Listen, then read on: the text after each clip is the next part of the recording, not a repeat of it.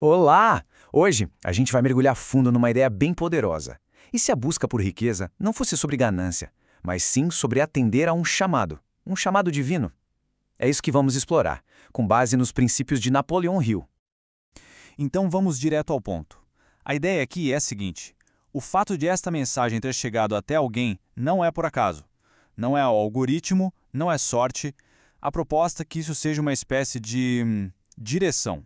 Como se o universo conspirasse para que essa informação aparecesse bem na hora certa. E essa é a base de tudo, sabe? A premissa é que ninguém foi feito para viver na necessidade. Aquela luta constante para pagar as contas, isso não seria o nosso estado natural. Pelo contrário, a prosperidade é apresentada quase como um direito de nascença. Então, vamos começar com esse chamado para a abundância. A gente vai entender melhor o que significa esse desígnio divino para a prosperidade. E aqui está o pulo do gato. O verdadeiro propósito não é só enriquecer por enriquecer.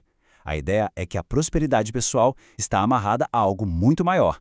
É sobre se tornar um canal, sabe? Um canal de bênçãos que pode impactar a vida de muita gente. Ok? Agora vamos para um ponto crucial. Desmascarar a mentalidade de escassez.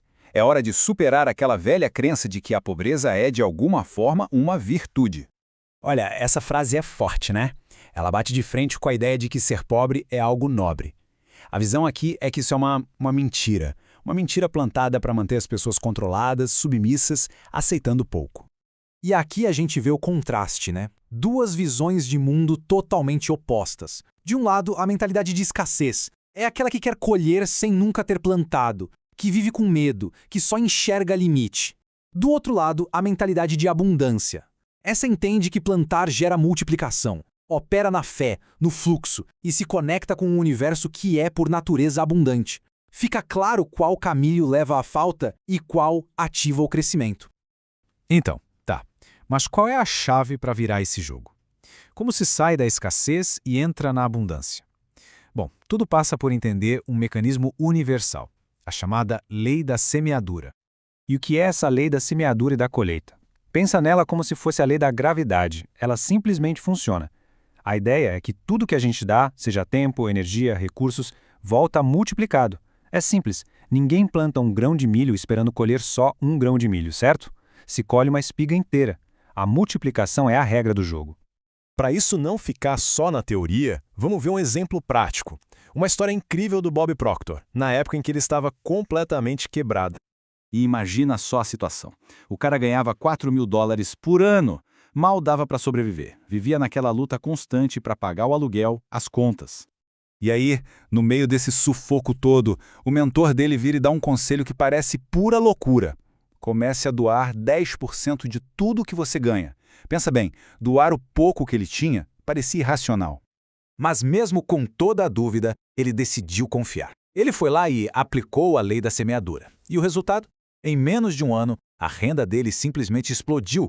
Foi de 4.000 para mais de $24.000.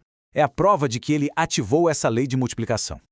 Essa história é fantástica porque ela ilustra perfeitamente a próxima ideia, a prosperidade através do propósito.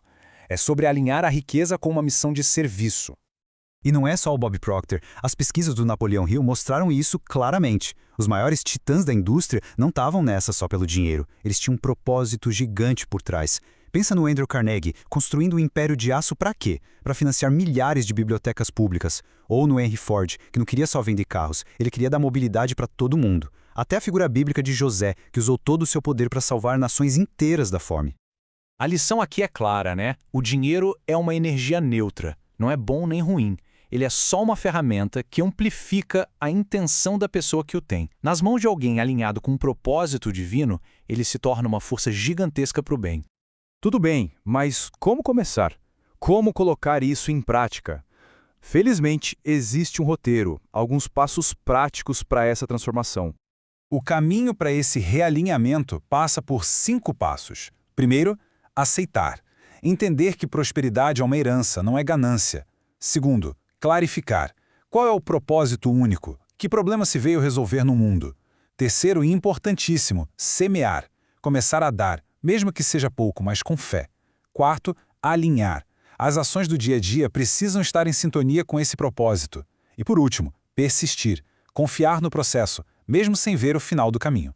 Mas, claro, essa jornada tem seus inimigos. É preciso ficar de olho neles. A dúvida, que sussurra que não vai dar certo, o medo, que paralisa, as pessoas negativas, que puxam para baixo, a impaciência, que quer tudo para ontem, e talvez o pior de todos, a vontade de desistir antes da hora. E sabe qual é a grande motivação por trás de tudo isso? É que a prosperidade de uma pessoa não é só para ela. Ela reverbera, ela afeta gerações, afeta comunidades inteiras. É sobre quebrar ciclos de pobreza e criar um legado. No fim das contas, a mensagem é essa. Prosperidade não é para ser guardada num cofre, é para ser um canal de bênçãos. Pensa num rio. A riqueza é a água que precisa fluir, passar por nós para chegar em outros lugares e levar a vida. E para fechar, fica essa provocação. A questão não é o que se pode ter, mas sim o que a prosperidade vai construir.